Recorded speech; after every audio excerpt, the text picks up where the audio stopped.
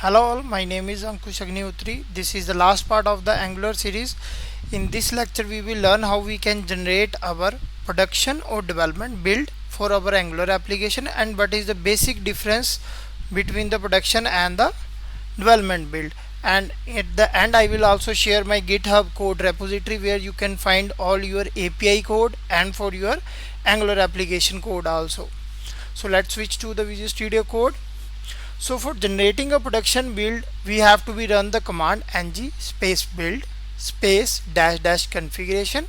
At the end, use the keyword production. Hit enter. So the Angular CLI will generate a production build for us that is lie under your dist folder.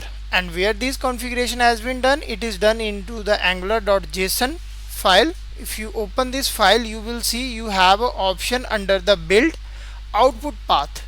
So under this we have to mention our folder name, and when we run the production build command, it will generate a package, or you can say a compact package with the unique key names, file initializers, and a package will be generated of the size 1.08 MB. This is your production build, right? It is the minimized version of your all the files. Now if we run our development build,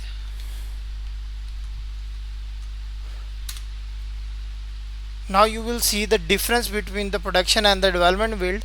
The development build is not in the minimized form, so its size will be more than your production build, and your file names will also not be a GUID, or you can say a unique file names. So you can see your development build is created of size 4.13 MB, and here you have your file name as a flat file names that you are using. So when this is the basic difference when you are creating your production build. First difference is your size. This is your production build size. It is compact. That's why Angular applications are lightweight, because it's render faster. They are in the minimized form. So this is the difference between the production and the development build and how you can create that. And apart from that, let's move to the GitHub where we have all our source code. Under this src you will able to find all your Angular related code, and under this same repository I have checked in my user API code where you are able to see all your API related code.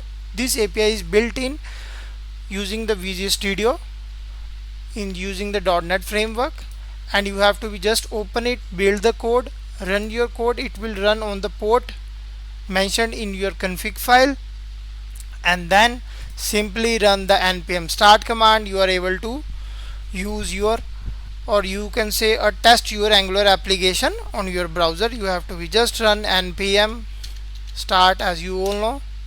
So it will build and deploy your application on the local port 4200.